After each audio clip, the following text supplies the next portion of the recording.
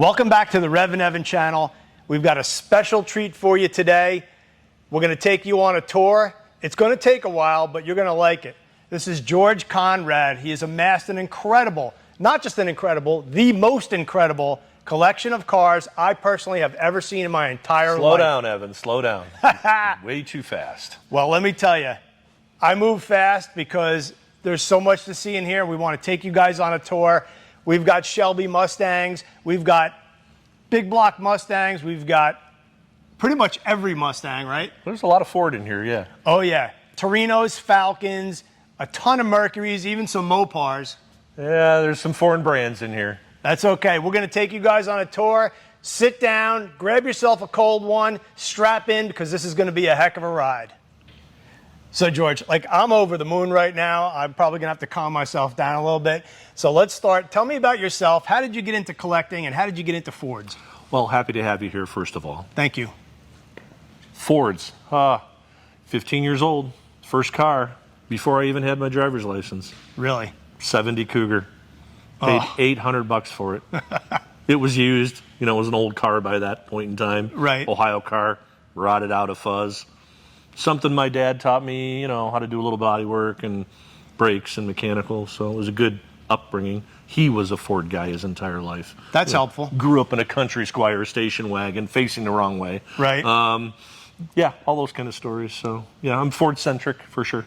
We're going to get into some cool questions here, like what was the first car you bought? What was your first Ford? We just found out what your first car was. Mm-hmm. Yeah, you have the cars in chronological order. Some of them, most of them, yeah. So why don't we start with the 65 Shelby right here? Sure. Yeah, in this row, everything is in order of model, year, and birth date. So starting from 1965, early Shelby, all the way up to 2022, they're all in order of their build dates. So kind of a fun thing that's done in this specific building. We enjoy the luxury of having 400 continuous feet. And in about 3 months, we'll be breaking out the back wall and doubling the size of the building. So you'll have to come back and shoot again. I don't think that's going to be a problem. Before we really roll, so how many cars are in here? Right now, I own 205 cars. Right. There are approximately 185 cars in here. Wow, that is incredible. I have a secondary building for those bow tie things that you Ford guys don't want to see. Right. So we shove them over in a darker building. That's okay. We, you know, if it's a cool muscle car, I can dig it. Equal opportunity offender. Yep. And the other thing is, I've never really been in a car collection that's this well lighted. And then you mentioned the building is continuous. There's no posts up the middle. Yeah, when this building was built 11 years ago, so we made the choice of doing free span versus support poles. So the girts are beefier, heavier to handle the weight load without support poles. It gives you the luxury of not backing into a pole when you're moving cars around. Right. All the cars are situated so each individual one can be pulled out and driven, which is a nice luxury. Hence, putting the bow ties over in another building. We know what you like. Well, I'm a Ford guy with a Chevy problem or a Mopar problem or a Cadillac problem, but no, I mean, I love all brands of cars, but yeah, as we expand the building here in the next couple of months, we'll have the luxury of moving things around and kind of compartmentalizing some of the different makes in a better order. So yeah, and just 2 weeks ago, George was at the NMRA Ford Homecoming with, I think, about 20 or so, 25 of the cars there. These cars are driven. He takes them out, he cruises them, and so let's take a look. Let's look at this 65 because that's one of the most iconic, if not the most iconic Shelby. Well, fortunate to have found this car a long time ago. It has 11,000 original miles. We are in rarefied air with its original T10 Borg-Warner transmission. The perfect car to restore. Yes, no, maybe. I don't know. At the time when I bought it, I felt that it was probably my only opportunity to own a 65, and since then, we all know where they've gone value-wise. But I've taken this car to quite a few shows. This does get driven occasionally, probably less than some of the other ones because of its value now. But I don't think you can own a Shelby Mustang collection without having a 65. I would have to agree with that. And I mean, just the memorabilia in here alone is a whole video. But is there a story to the steel wheels that sit behind it? Those are the correct wheels that this specific car came with. Very few of them had the Krager-inspired mags. The majority of them came with the steel wheels and the blue dot tires. So, but the popular look with that rim and tire package is kind of the way I decided to go. George, I love that you have colors. You love the colors, and that is just, it brightens the room. It gives your eyes something to continually look at, but look at these. The palette, sure. So 66, there were only 5 colors offered: white, green, red, black, which were Hertz Rent Erasers, and sapphire blue. Sapphire blue being my favorite one, most driven 4-gear car, and kind of a unique drivetrain intake. We've got the Weber setup, which is an original Shelby piece. This car is maybe a little rougher than some of the other ones, but it's my most driven 66. It does have 65 side pipes on it, which if you've ever driven one with the windows down, going through the gears, the Webers are insanely responsive. It is a joy to drive. Old school time machine, polyglass tires, manual brakes. I mean, you just get the feel of what it must have been like to have this thing brand new back then. I think one of these times when I come back, because I'm definitely coming back. Oh, no, we got to go for a ride. We're going to have to take some of these out and go for rides definitely. Today. You should video that too, to give your friends a viewpoint of the sound. We're not getting the sound right now. Right. So in the comments section, we want you guys to put in there what you want. Once we go through, let us know which cars you want us to take out. And since you drive so many of them, we'll drive what they want. We can accommodate. Yep. Now, 67. 67. Oh, my favorite year. Probably one of the most sensual side views of a muscle car, 67 Shelbys. This is car number 4. That is car number 14. Going down the line, the first 4 cars have side markers. A lot of people don't know that the red side marker was eliminated by California. Right. And to the best of my knowledge, about 100 plus cars of the early VINs have the red side markers. You probably want to take a shot of that. It's right behind the side scoop in the rear quarter. Oh, yeah. So that's kind of a unique thing. Inboards versus the later cars that had outboards. One of the unique colors in 67, Thunderbird Gray. They only built a couple dozen in that color. Gold is another really rare color. And you have every color but one, you said? I'm missing gold, yeah. Anybody got a gold one for sale? I'm a buyer. Do you have a particular favorite, 67? I don't know. How many kids do you got? 0. Good man. So if you had 5 kids, what would be your favorite? You couldn't name one. Nope. So same thing. One of the unique things, that question is asked all the time. You know, what's your favorite car? What's your favorite car? Right. If you see on the corner of the windshield, there's a Post-it note with a number on it. Every single car is numbered between 1 and 10, using 10 very sparingly. So that number is the indicator about how I feel about that specific car. And the number can change. You know, if I'm driving it, I'm having fun, I take it home from work, I drive it a couple days, it treats me good, it goes up. Sometimes the number goes down. We don't want to talk about that. Now we're getting into the Jim Morrison GT500. Yeah, the Night Mist Blue. Where is that car? This is an unrestored car. It's got a little bit of patina under the hood. We did, unfortunately, have to pull the motor on this car. It was battered, bruised, and beaten.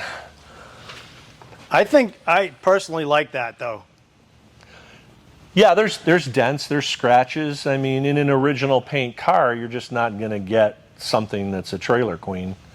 And you can see underneath the hood at some point in time the radiator blew.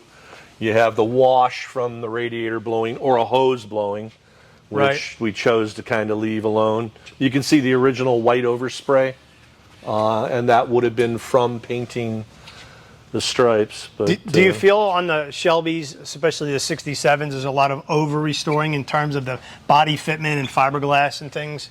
Well, Evan, these cars never came out perfect. Right. I mean, I don't want to call it a hobbyist build, but I think Carroll Shelby was interested in selling a bunch of cars, and they put things together okay, but not like by today's standards. Right. I mean, fit and finish, look at the gaps here. That's what I'm saying, Yeah, which is great, right? That's how the car was. And this car is untouched. And even like the fiberglass molding on the scoops, it's not like fiberglass is made today. It's obviously same fiberglass. You can see the rough. Yeah, they didn't have the technology back then, the molds. And I think the imperfections are great. That's what kind of makes the car. And when you see one over restored, they're just making every gap perfect, the door alignment, which is, there's really nothing wrong with that. Right. But as long as it's kind of like photoshopping a photo, like you don't want it fool people per se. Right. Well, they're only original once, and once they're taken apart, they don't go back together, you know, perfectly. Exactly. Driving an unrestored car where the motor's never been out of it, it's a completely different experience, especially if it's well tuned and running right, versus a restored car. No doubt. And don't forget, a lot of these things weren't just parked in the garage and saved for later. They were used. The most ugliest, beautiful color ever. Lime gold metallic. Yeah. You either love it or hate it. I happen to love it. And then, of course, Ford recreated this color with Legends Lime, I think in 07 or 08. I was at 05, was it, Mark? 05. 05. I was at a swap meet. And, oh, Mark, check this out. I was at a swap meet, and I just walked by this table and found these original paint bottles. Oh, that is too cool. I don't even remember what I paid for it, but I had to have it. We got Mark Wilson, the world-renowned Mark Wilson, on camera today helping out. I'm going to grab the camera in a minute and let him do a little talking. Lime gold. Little Mons valve covers. Just goodness. Shelby goodness. Original right VIN here. number stamped in the apron, which is kind of cool. When we switch over to the other side, the 64.5, 5, 6, 7, 8, 9s all have their original aprons. And then closing out your 67 collection with my personal favorite color, Brittany blue, which of course inspired the new Heritage Mustang, which you have. Yeah, Brittany is the most driven big block 67 I own. She is very well sorted. She steers, she stops, she drives, she accelerates, she does everything she's supposed to do. She is a beautiful, wonderful girl. Just the classic Shelby to me. This is just the quintessential 67. Beautiful car. We really hope you guys are enjoying this because George has been very gracious to let us in here. It's just, wow. I'm already wowed and blown away, and we're just getting started. We're having a good day. Oh, yeah. Yeah, actually 64.5 early VIN. This is a 260 generator car. Original VIN stamps in the aprons, uncut. Very low mileage on this, 20,000. And an actual generator, not an alternator. So, yeah, drive it for about 30 miles before you recharge the battery. Old school technology. 262, right on the fender. Yep. Decode. Great little red coupe. Bought it disassembled. Put it back together about 20 years ago. And then sitting next to it, we have the quintessential Caspian blue interior K-Code fastback. With a manual trans. Yeah, all 4-gear. Again, love pointing out the original VIN stamping in the apron, original buck tag. These things are continuing to go up in value. The Hypo 289 in there. Yeah, the Caspian blue interior kind of sets this one apart. Kind of a rare color combination. And the 2+2 roof. I mean, just a sexy car. Yep. So small. They're so tiny. Oh, here we go, 66. George definitely loves his convertibles. Again, hate to sound like a broken record or redundant, but VIN number stamping on the apron, premium fuel, 4-barrel, air conditioning, console, pony interior, rally pack. Is the VIN being on the apron, what does that signify other than the obvious? Well, I think a lot of restored Mustangs have metalwork. And Okay. if you're buying a northern climate car, all those aprons, you know, are cut out and replaced. Okay, that's kind of what I was thinking you were going to say as far as whether the car was restored, needed new sheet metal, it got in an accident or whatever it was. These cars are 60 years old now, so. This car's heavily driven, AMA track, which is kind of cool. I actually have red line reproduction, but they're radial tires because I drive this one a little bit more, a little safer on the road. Right. Luggage rack is original to the car, kind of a fully loaded 66. This car came out of Arizona, so that's the positive part about it being 100% original sheet metal. Has its original floor pans, frame rails. No metal work was ever done to this car when we restored it. This was also restored over 20 years ago. Wow. I'm curious here, what's the story with the 67 with all the patina? Obviously, it's original paint. Yeah, I think people that have been watching, you know, some of the recent auction events might recognize this car. This is not a Mustang. This is a T5. Ford did not own the rights to the name Mustang outside the United States. So every export was called a T5. It does not say Mustang anywhere on this car. T5 was the designation. This car was actually shipped to Vietnam, has a story, and made its way back. And Wow. not much I can do with the car. It has absolutely the incorrect tires on it. You know, the paint is really dried out, but it's more about the story and the unique history of it. What engine's in it? It is 289. Oh, different opening. Oh, wow. Look at those valve covers. Yeah, those aren't correct. You know, wrong distributor, wrong valve covers, wrong battery, wrong wires, wrong radiator. I mean, That's all right, though. I mean, obviously Ford didn't use aluminum drive pulleys on the front engine accessory, but that's okay. I love the Ford call out on the fender. That's the first thing that caught my attention. I'm like, dang, I never saw that before. again, you know, is it a car I'll restore eventually? I don't know. Interesting story. 67 S code, red, 390 FE, numbers matching. Sorry guys, VIN number on the apron. Probably going to get bored with that. But yeah, one of the other very outstanding or unique parts about this car is it has that finned aluminum bezel, taillight bezel. You got to get a shot of that. And there's a 68 sitting next to it that does not have it. So always found that bezel really set the back end of these cars apart versus the 68 that does not have it. Just kind of a unique part to the car. I don't know that I've ever seen that before. Holy cow. Yeah, I like the look. Was that an option on any Mustang? 67s and 8s, I believe, only. So. And is that factory or dealer installed? That's factory option? Yeah. So you have the full blacked out bezel with the fins versus the individual chrome bezels over the three taillights. Right. These pieces are reproduced, so. Gulfstream Aqua parchment interior. This was another car I bought out of Arizona. I'm sure somebody's going to check in with you and say, why does the guy always have to point the VIN tag number out? Now, I will tell you, this is a J code 302, but let's just call it 347 now, if you know what I mean. Yeah, that's a fun car to drive. It's got the right stance for the being period correct, and my high school auto shop teacher had a clone to this. Mm-hmm. He had basically the exact same car with the white C stripe, and he actually let my buddy Jerry take it to the prom. Uh-oh.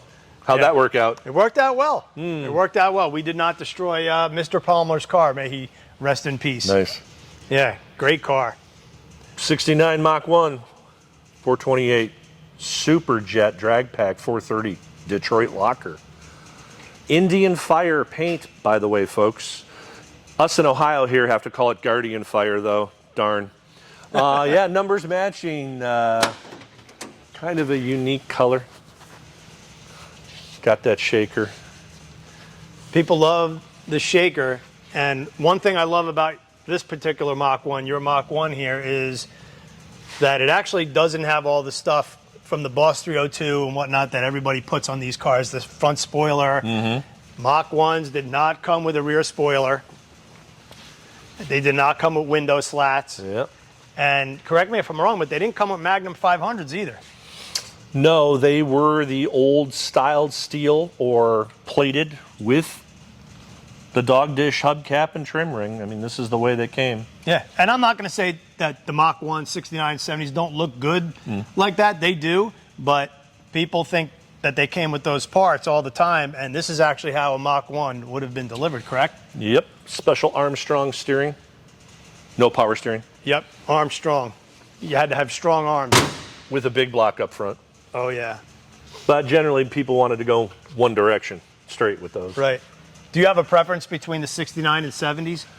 I'm an equal opportunity admirer of both. Some people like the 4 headlight cars. Some people like the 2 headlight cars. I like them both. I like the front ends almost equally. I like the side scoop on the 69. I agree. And the one thing I really like better on the 69, if you come to the back, Mark, I like the concave panel under the trunk lid. I don't know why I like that better versus this one being flat.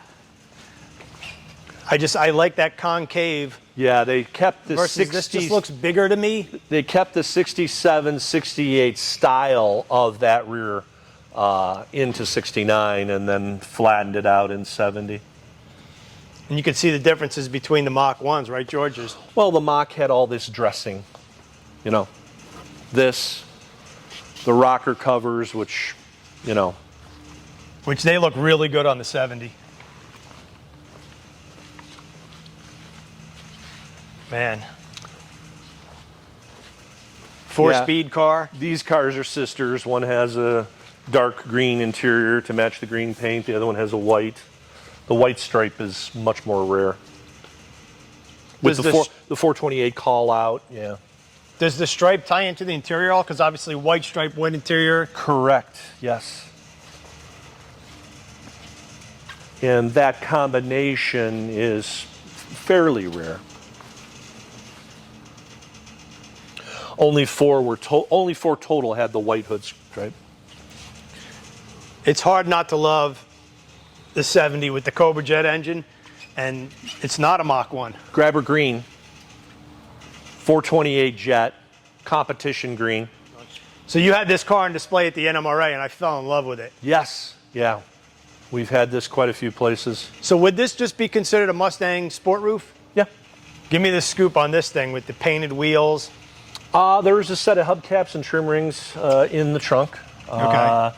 Chose to have that kind of side appearance. I have an old vintage 69 wedge back carrier that this primarily used to be on the back of, and it just looked more race setup. Right. You know. It does look like a drag race. Gentleman drag race guy going into quarter mile. Yeah. I think I could take this thing right over to Norwalk and jump into stock eliminator or super stock with this thing. Absolutely. Cool. So, all right, everybody, that's part 1. We're going to jump into part 2 in a minute. We're going to keep this thing going. So once you watch this video, leave a comment, make sure you subscribe, and come back for part 2 and probably part 3 because we got a lot of cars to look at. Hey, Evan, can we have a beer now? Absolutely. Hell yeah.